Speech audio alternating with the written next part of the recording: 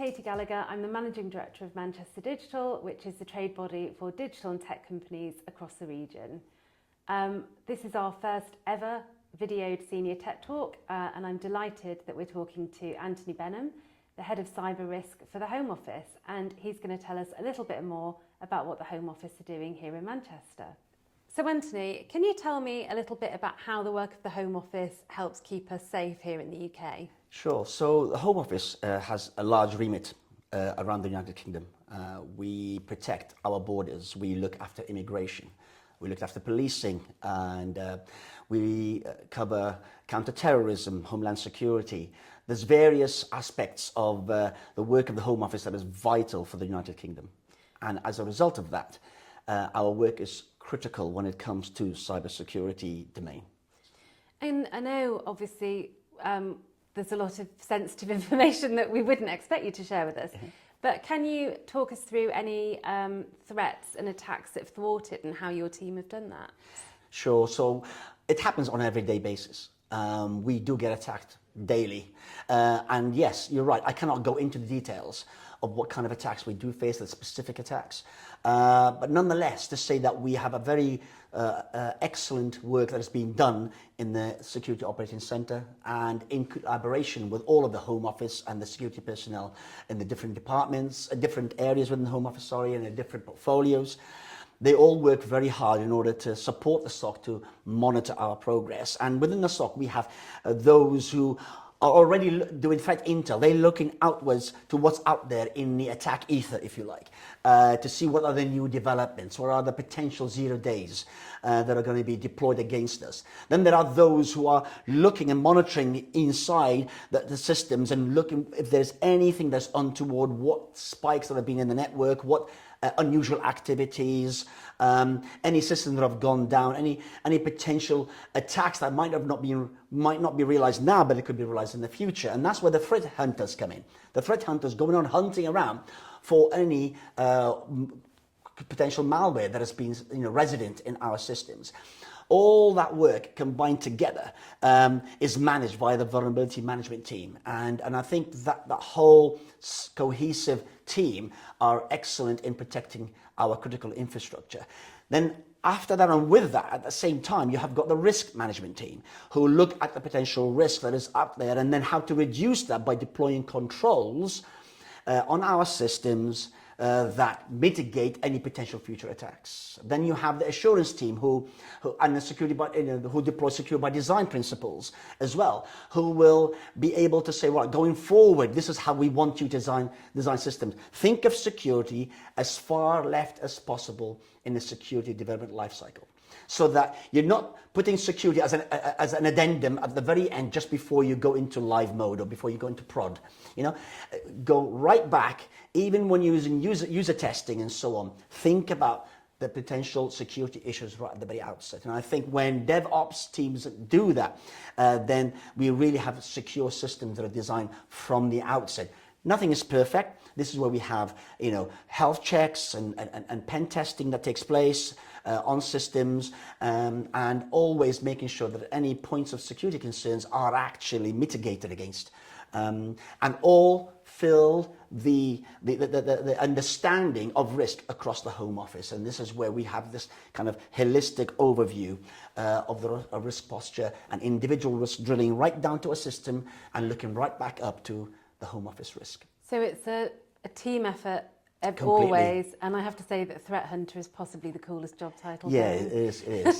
Though I do like threat intel as well. But yes, that sounds good, yes. So Anthony, what do you see as the kind of biggest challenges for the UK in terms of cybersecurity in the coming years?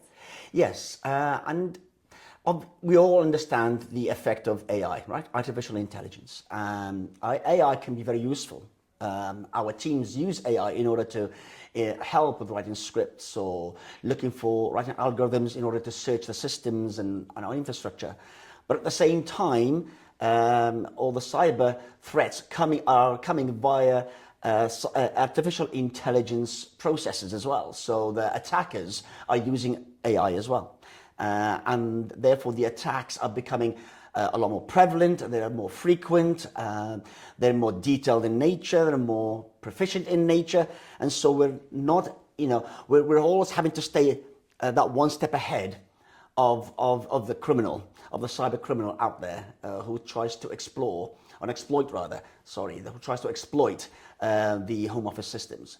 And so AI is one of those newly and up-and-coming technologies that are really important for us, that we become very proficient at in use of, and also protect ourselves against it. Another type of such potential future threats is that of the quantum computers.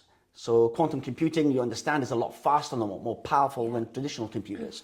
And so defending against these, again, is something that we will have to be very aware of, though that might be a little bit more in the future than AI. But again, it's something that we will have to master our defense against. Okay.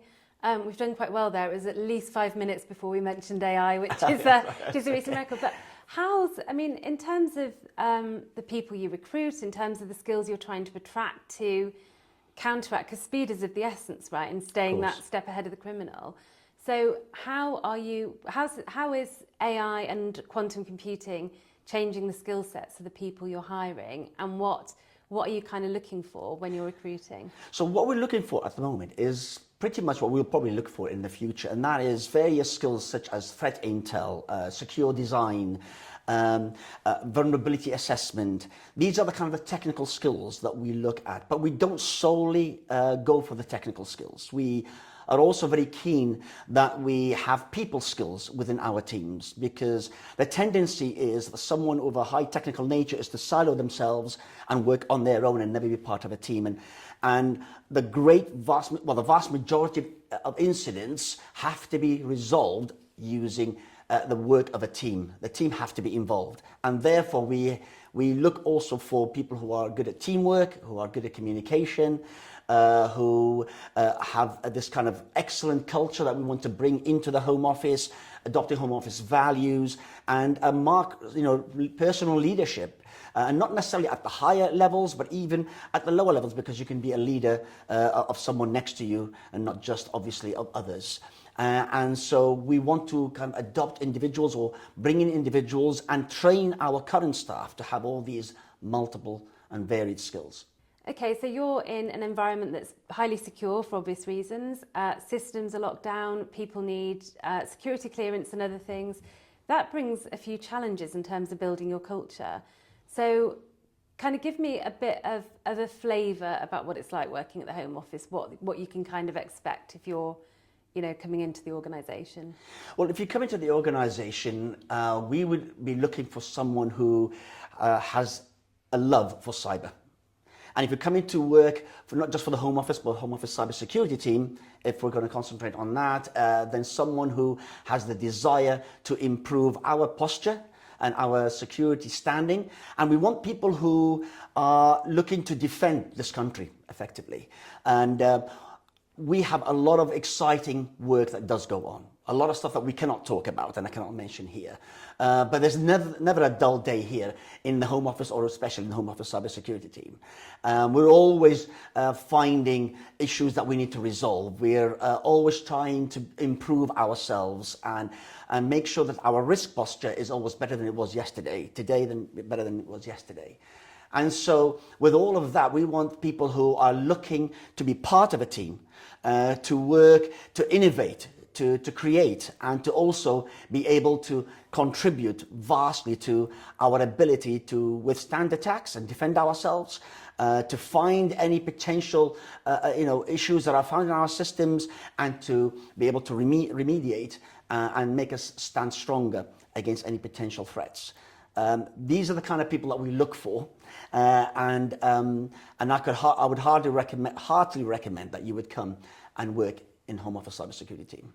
Well, I imagine you get a very good grounding in all types of yes. of cyber. So I guess you have to be fast-paced and really kind of prepared to kind of self-learn and that kind of stuff to... Well, yes, we do want people to learn on their own, do their own self-learning. But at the same time, we believe in the model of 70, 20, 10. So you will learn on the job. 70 is on the job. And when you come here, we don't expect people to necessarily to be absolute SMEs, subject matter experts necessarily straight away. But they will learn on the job. They will learn also 20% from their peers. But also there's that 10% where we encourage individuals to go and learn externally and to take on certifications and so on. But the vast amount of knowledge and skill and proficiency is gained doing the job. And we learn off each other. And best practices always learn while you're on the system. Sometimes you might not be the very best to begin with, but after a while, you become very proficient at your work. And we are here to help you become the best you can be for defending our nation. Okay. So could you kind of talk us through a typical day for you and the kind of things that you would do? A typical day for me would be going to important meetings where various aspects of cybersecurity are discussed, where issues are brought up, where we together come to a decision as a HOX SMT, senior management team, as to what should be done in various areas, where we are also looking at deploying good initiatives from the Cabinet Office, such as Secure by Design or GovAssure. These are the processes that we are rolling out as Home Office. How our Security Operating Centre is functioning, and if we kind of audit that function, what are the areas that we need to look at and improve on? And so these are very important aspects of what we do. I liaise and work with various colleagues of mine at both senior management team level and other levels as well, to ensure that our systems are as secure as they can be, that any issues that are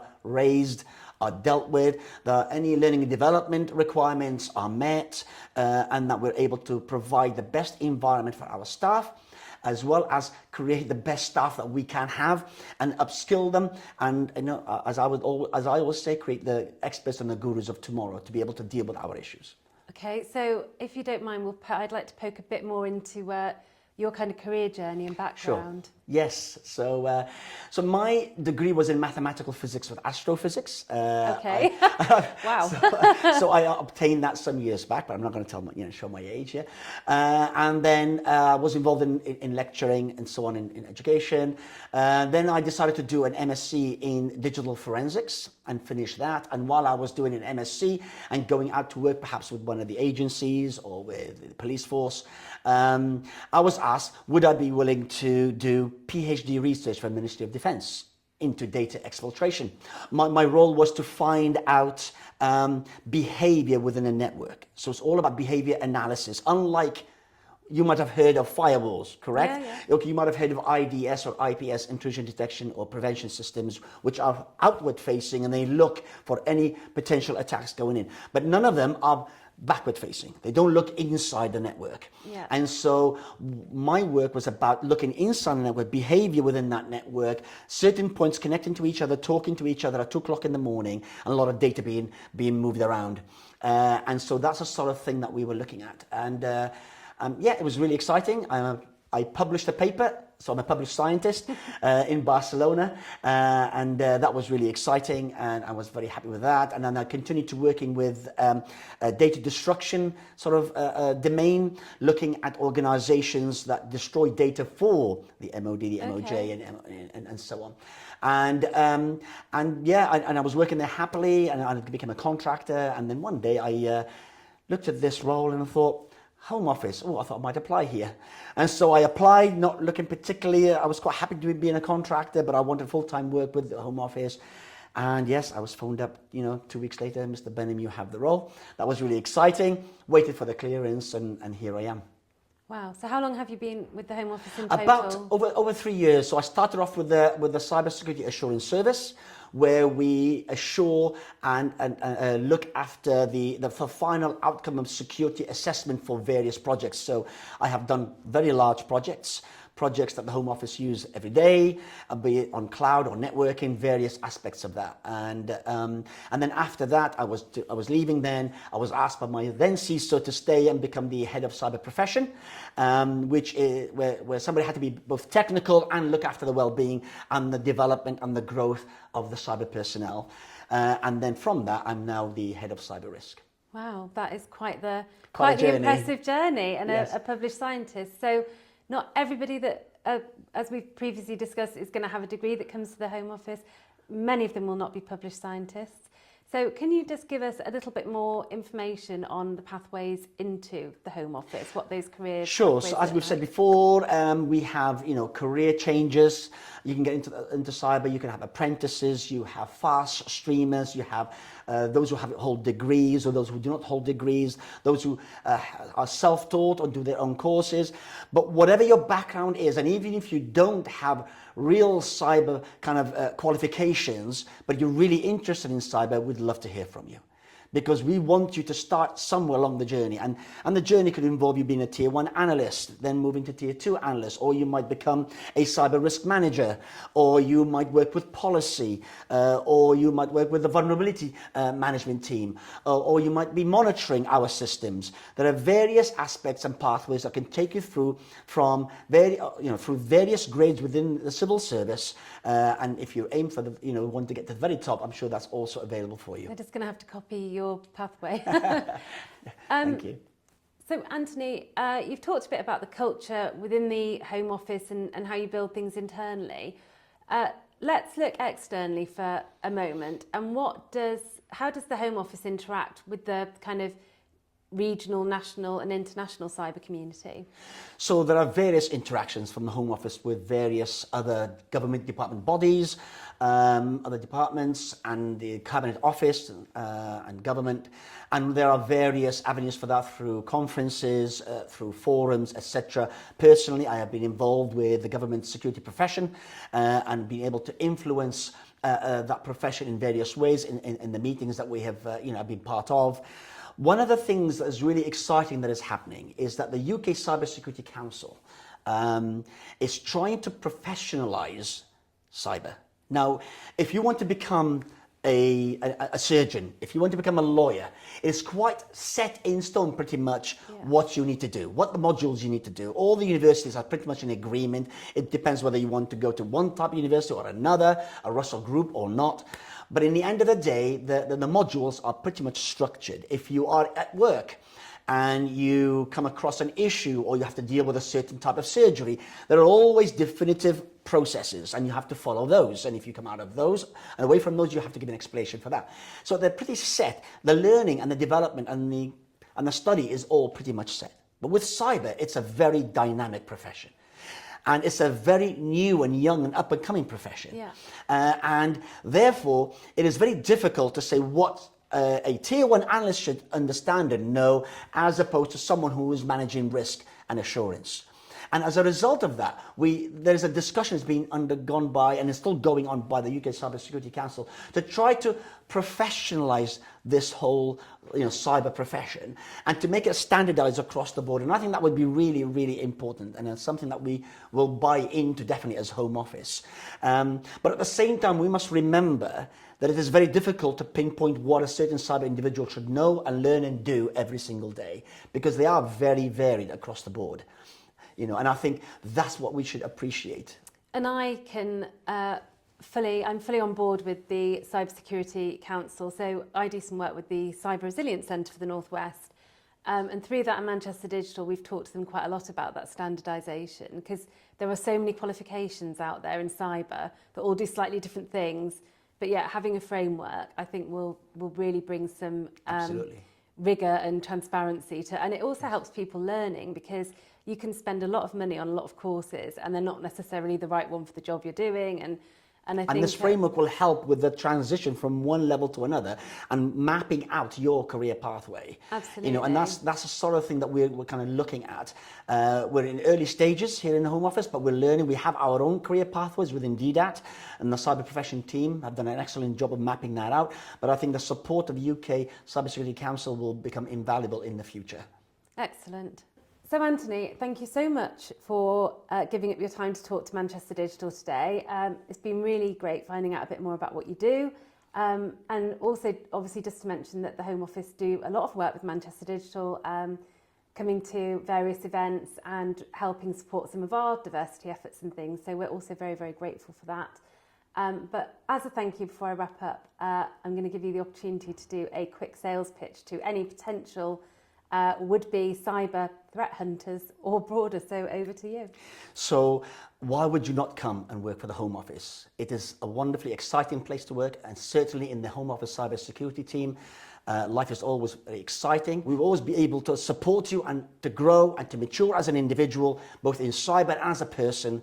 And we want you to become an expert and a guru at your field, and therefore be able to truly defend our nation. Okay, so crucial question, where do I find out about Home Office jobs? You will find them in civil service jobs, LinkedIn and various other platforms. Thank you so much to Anthony and the Home Office for hosting us today. If you are interested in joining me for a future Senior Tech Talk, please do visit the Manchester Digital website and get in touch using the form there, and we'd be delighted to have a conversation with you.